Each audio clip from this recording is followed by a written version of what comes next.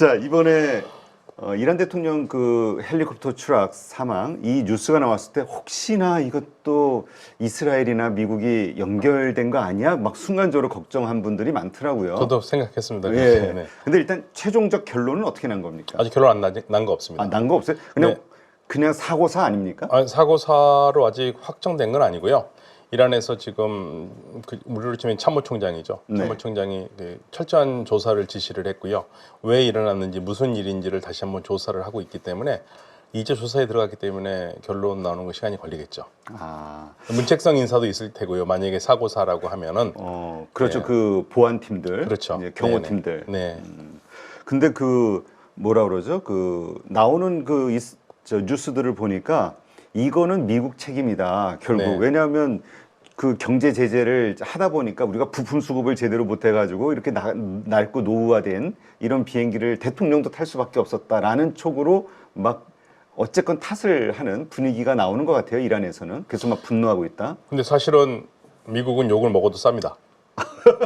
이렇게 강하게 네, 왜냐면 다른 건 제재를 해도요. 네. 항공기의 부품은 제재를 하면 안 돼요. 아, 예, 그래서 저도 이란에 가면 절대 비행기 안 탑니다. 그게 그 정도로 그 뭐라 그럴까 심각한 그럼요. 현실적 문제인가요? 그러니까 비행기 부품을 수입이 안 돼요. 아, 수입이 안 되기 때문에 있는 걸 돌려막거나 임시 변통으로 만들기 때문에 비행기가 불안하죠. 아, 예, 그리고 비행기 안에 시설들도 보잉 같은 경우에는 우리로 치면은 짐 넣는 데 있잖아요. 네. 짐 넣는 데 호일 다 보여요. 그런 걸 보고 난 다음부터는 저는 비행기 탈 때 기도합니다. 자동으로 기도를 할 수밖에 없어요. 어쩔 수 없이 비행기 탈 때가 있거든요. 그럼 진짜 타기 싫어요.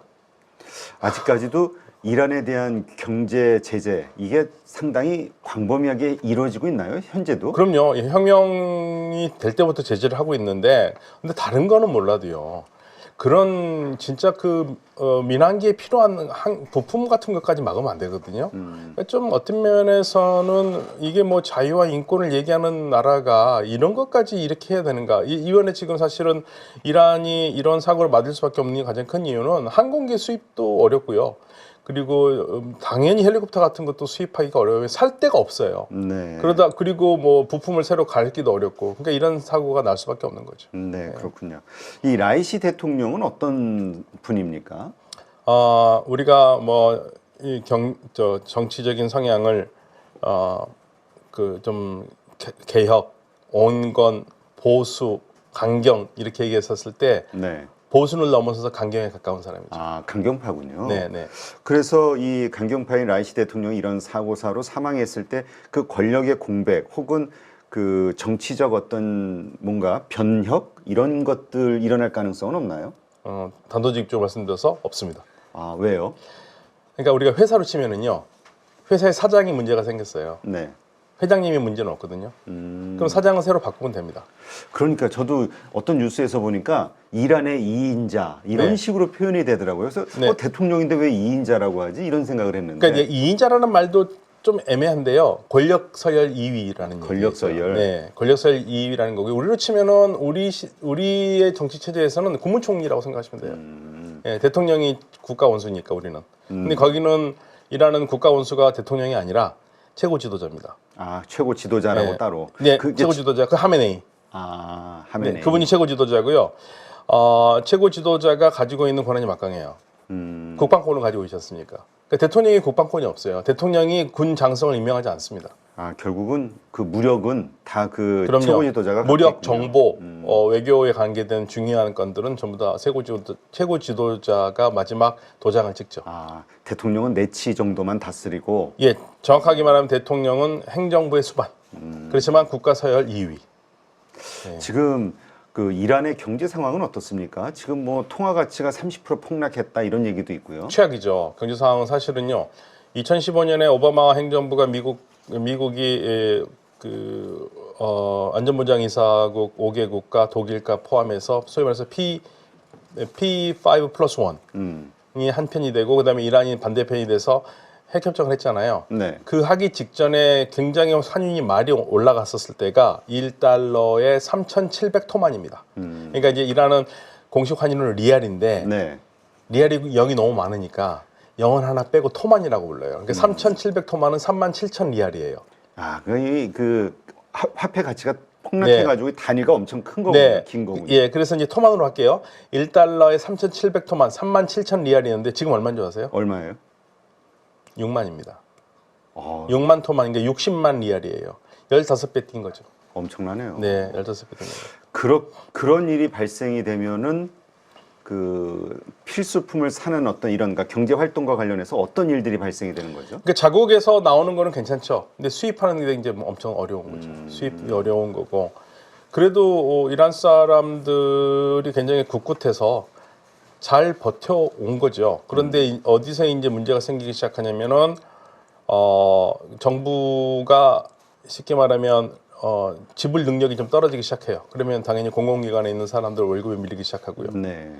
그리고 대학 교수들 같은 경우에도 상대적으로 예전에 비해서 환율이 떨어지니까 3분의 1 뭐 이런 식으로 완전히 돈이 토막이 나고 국내에서는 먹고 사는 데는 문제가 없겠지만 외국 나간다는 건 언간생심 꿈도 못 꾸죠. 제가 제재가 한창이었을 때 2017년에 이란에서 손님이 왔는데요. 저한테 10달러짜리를 쓰기가 이렇게 어려운 줄 몰랐다고. 10달러 쓰기가, 그러니까 10달러 아무것도 아니잖아요. 그렇죠. 해봐야 근데, 뭐. 근데 환산을 해보니까 이게 어마어마한 돈인 거예요. 굉장히 가슴이 아프더라고요. 그러니까 외국 나가서 돈을 못 쓰겠네요. 어렵죠. 자기네 가지. 이란에서는 큰 돈이라 하더라도 외국에 나오면 별게 아닌 돈이 되고 그렇죠. 그러니까. 예, 맞습니다. 네, 참 어려운데 이런 어려운 상황. 하지만 그 와중에도 어쨌든 그 규제를 받고 했던 이유 중에 하나가 이제 그림자 전쟁이지 않습니까? 뭐 헤즈볼라가 됐든 여러 가지 그 대리 전쟁을 통해서 지원을 하면서 뭐 하고 있다가 이제 서방 세계의 생각이고 그로 인해서 생기는 문제들인데 지금 이러한 것들로 인해서 이스라엘과도 좀 부딪히고 있는 상황이잖아요. 네. 이게 이스라엘과의 관계에 있어서 미칠 영향 어떻게 봐야 됩니까? 대통령의 죽음이요? 네네. 관계 없죠. 그러니까 대통령의 죽음이요. 이번에 이 헬기 사고가 정말 악천후와 노후된 기종 때문에 일어난 사고라면 아무 문제 없어요. 예, 그냥 안타깝게 세상을 떠난 겁니다. 그럼 새로운 대통령 뽑으면 되고요. 네네. 근데 만약에 여기에 검은 손이 있다 그러면 조금이라도 있다면 만약에 이란 조사 결과를 했는데 굉장히 무언가가 있다 그러면 이제 그거는 문제가 될 수 있지만 예, 그렇지 않고서는 지금 뭐 대통령이 죽은 거 가지고 문제가 될 건 없습니다. 지금 이러한 것과 관련해서 이스라엘에서 뭔가 공식 입장을 낸 게 있나요? 이 상황에 대해서? 이스라엘이 약간 좀 뭐 안 해도 될 말들을 좀 해가지고 오히려 의심을 샀어요. 아 그래요? 예, 어떤 뭐 말들? 우리는 관계 없다. 너 도둑이 제발 저린다고? 네, 그러니까 이제 그래 말을 안 하고 있으면 차라리 날 텐데 말을 하니까 또 어떻게? 그리고 이제 뭐 일각에서는 아직 이란이 발표하지 않았는데 어떻게 먼저 죽은 줄 알았냐? 뭐 이런 보도도 나왔고요. 예, 이스라엘에서는 그런 얘기를 해요. 아니, 우리가 저 처치를 하려면 진짜 실권자를 처치를 하지 대통령은 실권자가 아닌데 우리가 뭐 하려고 그렇게 하느냐? 그러면서 얘기를 하고 있습니다. 관계 없다. 네. 지금 그렇다면 물론 행정부의 수반이라고는 합니다만은 그러면 이제 다음 그 임명되는 이쪽이 다시 강경파가 되느냐? 어쨌든 뭐 권력설 2위니까 이 영향력이 있을 거 아닙니까? 중동과의 그러니까 이스라엘과의 문제, 미국과의 문제 여러 가지가 얽혀 있는데 지금 현재에서는 어떤 사람이 좀 부상이 좀 되고 있나요? 갑작스러운 선거잖아요. 네. 그러니까 이건 선거로 임명이 돼 있나요? 그럼요. 50일 후에 6월 28일 날 선거를 하겠다고 나왔습니다. 50일 안에 해야 되니까요. 우리는 그냥 보통 뭐 대통령이면 부통령 아니면 국무총리가 그 자리를 이어받잖아요. 그 자리를 이어받으면서 나머지 임기만 하잖아요. 네네. 이란은 다시 뽑아요. 그래서 4년을 뽑습니다. 새로 뽑힌 대통령은 4년을 하는 거거든요. 그런데 보통 이란에서 대통령 선거가 3월 달쯤에 있거든요. 네. 내년 3월쯤에 이제 선거가 되는 건데 선거가 되더라도 3월쯤 하더라도 보통 이제 선거전이 열기가 보통 15일 정도의 선거 기간이 있기 때문에 그래도 대통령 선거에 결정되고 뭐 하는 게 뭐 12월 말이나 1월이거든요. 그때부터 이제 조금 윤곽이 나는데 준비된 상태에서도 그래요. 네. 근데 지금 전혀 준비가 안 된 상태에서 지금 50일 만에 대통령 선거가 벌어지지 않습니까? 네네. 이렇게 되면은 지금 현재 라이시 대통령과 같은 노선을 가지고 있는 사람이 대통령 될 가능성이 거의 예외 없이 될 겁니다. 네. 근데 거기에도 좀 파벌 같은 게 있지 않나요? 그렇죠. 그러니까 보통 정치 세력이면 정당이 있을 거고 네, 뭔가 네, 파벌이 네. 있을 것 같은데 어떻습니까? 지금 이란의 국민들의 그 뭐라 그럴까요? 정부에 대한 불만 이게 좀 상당히 강하다. 시위도 좀 강하게 했었다라는 뉴스를 본 기억이 나서 이것이 그런데 어떤 선거에서 이들의 이 불만이 표출되거나 그러게 되면 또 다른 어떤 결과가 나오진 않을까요? 작년에 히잡 시위를 많이 했었죠. 네. 그래서 히잡 시위가 있었으니까 그게 투표장에서 반영이 될 거라고들 희망들을 조금 했었죠. 서양에서. 그런데 올 3월에 국회의원 선거 있었거든요. 네. 그러면 이제 그 불만을 가졌던 그러니까 정부에 대항하면서 싸우고 뭐 시위를 했던 사람들이 뭔가를 바꿨어야 되는데 이번 선거 결과는 290석 중에 170석이 보수파예요. 그러니까 그렇게 된 가장 큰 이유는요. 국민들이 투표하러 안 나옵니다. 아, 그래요? 네. 그래서 이번 2024년 국회의원 선거가요. 역대 최저 투표율의 선거고요. 50%가 안 됩니다. 50%가 안 되고요. 이란에서 우리나라도 수도권의 민심이 중요하잖아요. 이란에서도 수도권의 민심이 중요하거든요. 테헤란. 그렇죠. 테헤란 지역의 선거구의 투표율이요. 10%가 안 돼요. 그래요? 네. 그러니까 이번 선거도 마찬가지일 거라 이거. 불과 지금 3월 달에 한 선거가 그랬는데 갑작스럽게 큰일 나서 선거를 하는데 지금 무슨 바람이 분다고 이란을 바꿔보자. 대통령 보수파 대통령이 세상을 떠났으니까 조금 더 진보적인 사람으로 바꿔보자 하고 사람들이 투표에 나온다. 그거는 제가 대통령 선거 나가는 것보다 더 가능성이 없을 것 같습니다. 그렇군요. 네. 하여튼 그 사회가 이 보수적인 그 어떤 종교와 함께 얽혀져 있는 이 사회가 변화가 된다는 것은 상당히 힘든 일일 수 있겠네요. 그러니까 변화를 하려면 변화를 원하는 사람들이 투표장에 나가야 되는데 안 나가잖아요. 예, 그러니까 나가가지고 찍어야 되는데 안 나가요. 근데 그러한 이유 중에는 그 모든 신원 노출, 그 보복 이런 것 때문에 아니요, 그거보다도 그냥 이 시스템 자체에 희망이 없는 거예요. 자포자기. 예, 그냥 뭐 바꿔봐도 소용없는 것 같고 그래서 한창 2013년에 그 희망을 가지고 루한이라는 대통령을 만들어 봤는데 뭐 미국과 뭐 제대로 되지도 않고 되는 것 같으면 다시 꼬꾸라지고 뭐 굳이 우리 젊은 사람들이라든지 좀 진보적인 사람들이 세상을 바꾸고 싶어도 되는 것 같지 않다. 그러면 뭐 어떡하냐. 나 그냥 포기할래. 뭐하러 투표가. 이렇게 이 분위기가 돼버려요. 그렇군요. 네. 야, 그러니까 이 결국 그 나라의 어떤 국격, 그 다음에 그 어떤 문화, 그 다음에 이 변혁의 힘, 이거는 정말 깨어있는 어떤 국민들, 시민들의 힘이 필요하다. 이게 네. 상당히 중요한 말이네요. 예, 그리고 그렇게 하고 싶어도 못하는 이유 중에 뭐냐면 우리나라하고 선거가 다른 게요. 우리는 대통령 선거에 저도 나갈 수 있잖아요. 네, 누구나 할 수 예, 있죠. 누구나 나갈 수 있잖아요. 너 왜 나왔냐? 그거를 국민들이 여론 투표로 해가지고 제가 보고 나 안 되겠다 하고 나가서 뭐 몇 퍼센트 안 되면 선거 비용도 보정 못 받을 텐데 그냥 포기하고 이런 식으로 나가잖아요. 근데 이란은 누가 나간다 그러면 일단 신청을 받아주는데 그 신청을 받아주는 선거관리위원회에서 심사를 합니다. 박현도 너 봤을 때는 너는 대통령 출마할 자격 없어. 너 못 나와. 기준은 없어요? 자기들 마음이에요? 가르쳐주질 않습니다. 기준이 없어요? 그러니까 나름대로 기준이 있을 텐데 왜 떨어지는지 가르쳐주지는 않아요. 그러니까 예. 결국은 거기 통과하려면 결국 그 사회 시스템에 순응하는 사람들, 그렇죠. 반대되는 사람들 예. 다 그러니까 탈락되겠네. 굉장히 개혁적이거나 진보적인 사람들은 뭐 대통령 선거도 그렇지만 국회의원 선거도 나가기 어려운 겁니다. 자, 하여튼 이러한 문제가 여러 가지로 쌓여 있는 상태에서의 이 대통령 사망, 이것이 이제 현재까지는 그냥 잘 가라앉는 것 같은데 이게 또 어떤 폭발력이 있는 또 이슈가 또 터질지 요거는 좀 시간이 지나와야 될 것 같고요. 이거보다 더 심각하게 지금 중동에서 나오고 있는 게 네타냐후에 대한 국제형사재판소에서 체포영장 발부된 거. 지금 가자 지구에 대한 이것이 그 공격이 그 정도로 이 전범으로 취급당할 만큼 끔찍한 건가요? 끔찍하죠. 너무 심해요.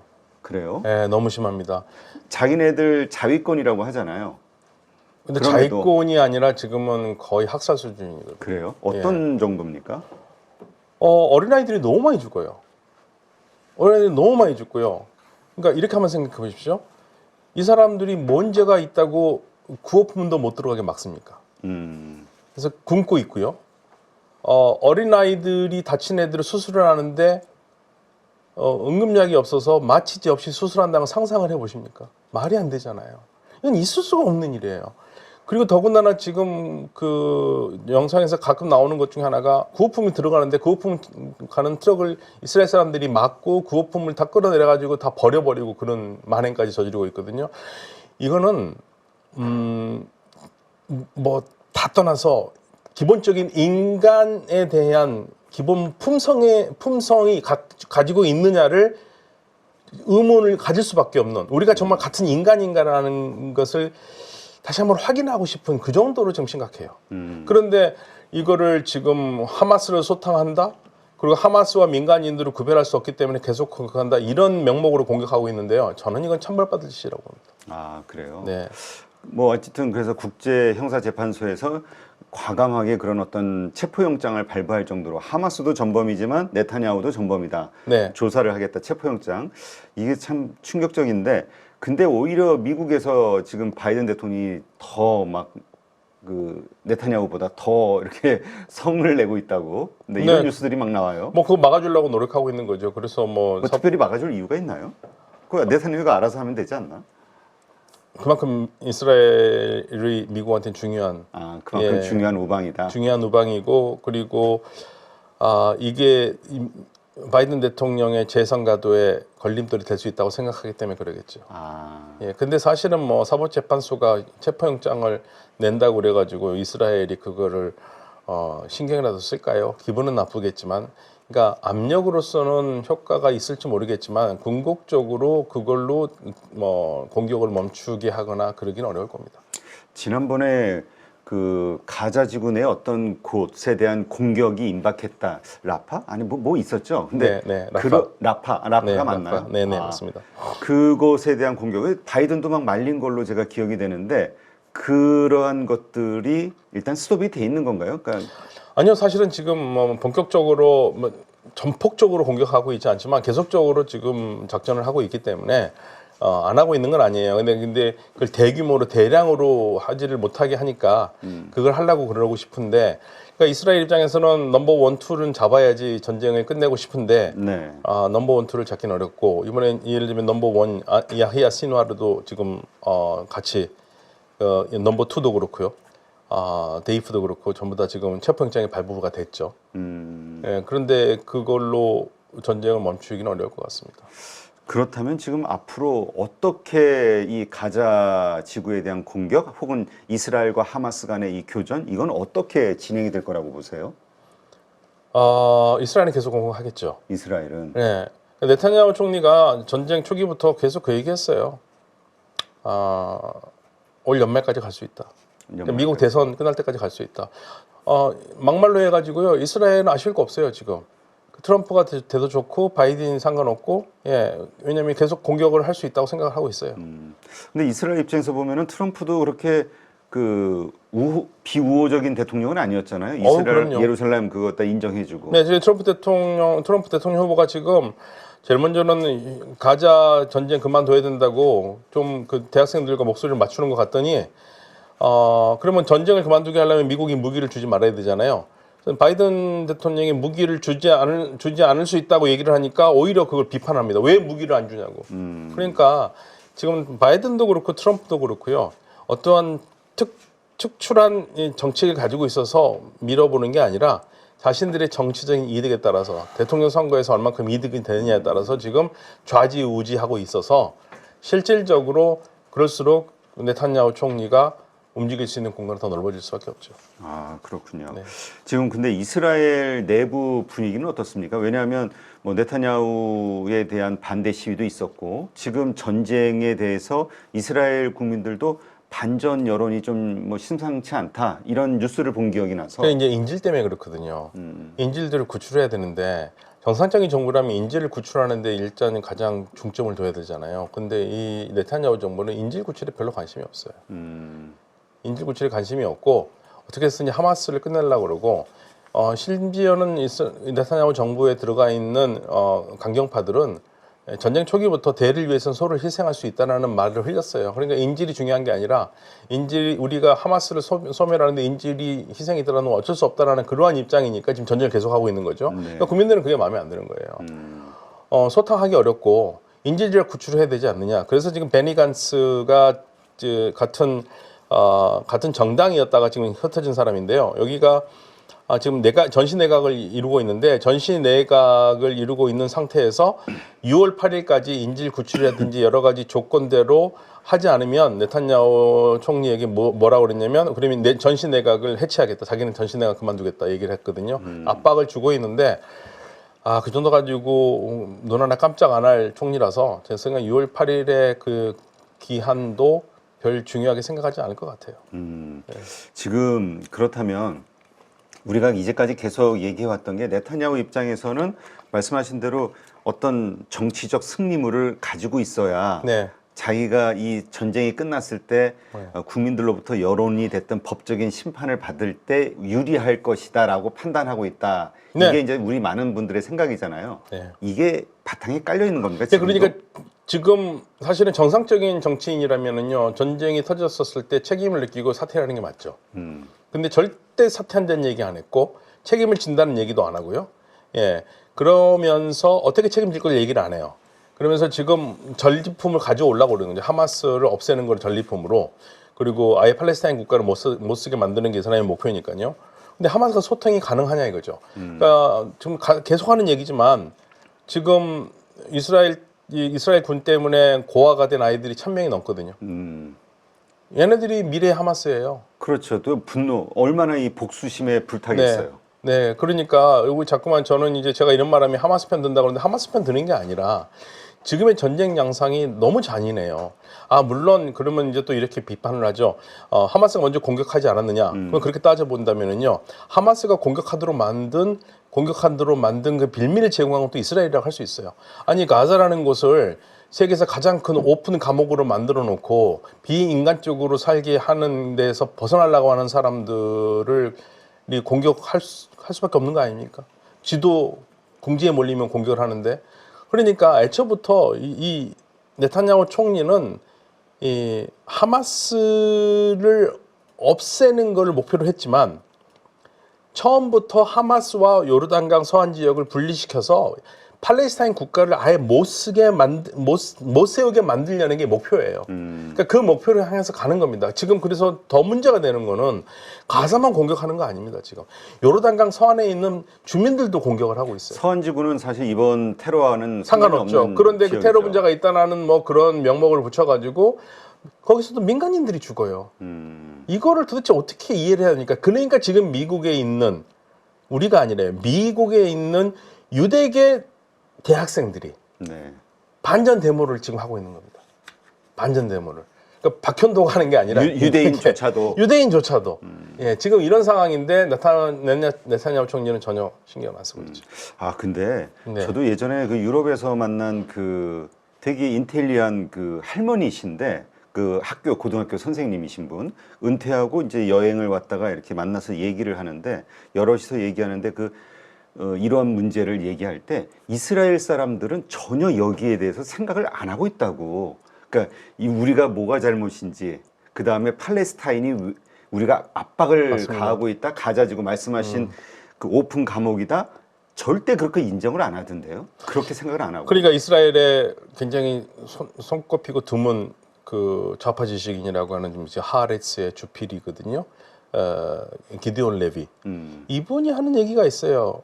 지금 현재 이스라엘에서는 팔레스타인 사람들을 같은 인간으로 보지 않는 것 같다. 예. 그게 굉장히 지금 막 뼈 때리는 얘기죠. 가슴에 와닿는 얘기입니다. 근데 그 팔레스타인 사람들 가운데서도 왜 그 이스라엘 지역에서, 나라에서 사는 그 사람들도 있잖아요. 네, 아랍 시민권자 있습니다. 예. 네. 그 사람들은 그 이스라엘 내에서 어떤 차별이라든가 이런 거로 받지는 않나요? 뭐 말로는 뭐 동등하게 차별을 받지 않는다고 얘기를 하고 있습니다. 제가 안 살아봤고 잘 모르겠어요. 예, 그렇지만 정확한 거는 그 사람들은 아니더라도 그런 시민이 아닌 사람들, 팔레스타인 사람들에 대한 처우는 최악이죠. 네. 자, 언제쯤 이 중동이 좀 잔잔하게 가라앉을까요? 이 분위기가. 팔레스타인 문제가 해결이 돼야 됩니다. 근데 이 해결이 될 수 있을까요? 그러니까 이제 국제사회가 이번에 전쟁이 끝나게 어떻게 해서든지 끝나게 되면은 팔레스타인 국가를 세우는 문제를 생각을 해야 돼요. 팔레스타인 국가를 세우지 않고서는 이 문제는 해결될 문제가 아닙니다. 원래 서구 열강 이쪽에서 약속했던 것이 이제 팔레스타인 독립국가를 세워주겠다고 약속을 하고 그걸 지키지 못하면서 일어나는 문제들이 또 있는 거잖아요. 그러니까 사실은 처음에 시작할 때 사실 그러니까 이게 뭐 이제 와서 뭐 돌이켜서 얘기하는 거 참 바보 같은 일이긴 합니다만은 애초부터 국제사회가 공평하게 시온주의 국가와 팔레스타인 국가를 만들려고 노력했으면 가능했을 수도 있죠. 그러나 일단 그게 쉽지 않은 게요. 처음 시온주의가 생겼었을 때 1897년인데 그 당시에 이 팔레스타인 땅에 아랍어를 쓰는 사람들이 90%가 더 넘었던 겁니다. 근데 지금 어떻게 됐습니까? 완전히 지금 다 몰려 있잖아요. 예, 그러니까 이게 사실은 역사의 부조리죠. 결국은 힘이 좌우하는 거죠. 네, 그리고 거기에는 유럽인들, 근본적인 문제는 유럽인들이에요. 유럽인들이 유대인들을 이렇게 못 살게 굴었으면 자기네들이 참여를 하고 유럽 안에서 같이 잘 사는 방법을 생각을 했어야 되는 건데 같이 잘 사는 방법보다는 밖으로 나가는 게 더 좋으니까 결국에는 유럽인들이 만들어 놓은 자기네들이 살기 싫으니까 그런 얘기 하잖아요. 자기네들이 같이 살기 싫으니까 유럽에서 쫓아내가지고 지금의 팔레스타인 땅에다 유대 국가를 만들겠다. 그래서 피해는 누가 보느냐? 아랍인들이 피해 본다. 이렇게 하고 있는 거죠. 이게 그러니까 이게 하나하나 잘잘못을 따지면은 이게 끝이 없어가지고 맞습니다. 이게 맞습니다. 해결되기 어려운 문제, 그렇죠. 이해관계가 얽혀서 그래서 이제 지금은 다른 건 뭐 옛날에 과거 어때고 근데 그거는 이제 뭐 해결될 문제도 아니고 지금 중요한 건 지금 이 상황에서라도 팔레스타인 사는 사람들이 땅에다가 팔레스타인 국가를 세워주고 어떻게 당신들끼리 한번 잘 살아보고 한번 해보시오. 이 기회를 한번 줘야죠. 이 사람들은 그런 기회를 한 번도 얻어본 적이 없어요. 알겠습니다. 하여튼 이 전쟁 후에 어떻게 팔레스타인 혹은 이제 중동 사람들의 마음을 이렇게 추스릴 수 있는 또 이쪽 이스라엘과 미국을 포함한 서방 세계의 어떤 정책들이 나올지 한번 또 지켜봐야 될 것 같고요. 일단 아까도 말씀하셨듯이 이 이스라엘의 현재 상황이 미국 대선에 끼치는 영향이 크다 보니까 네. 뭐 지금은 지원을 뭐 하든 어쨌든 뭐 이런 일들이 있는데 대선이 끝나고 나면은 뭐 좀 달라질 건덕지가 있을까요? 대선이 끝날 때쯤이면 가자 지역은 거의 초토화가 완전히 초토화돼 있을 것 같다는 생각도 드는데요. 막지 못한다면. 지금도 뭐 지금 문제는 뭐냐면요. 가자 지역에 사람도 많이 죽은 것도 문제지만 사람이 살 수 없는 땅이 되고 있어요.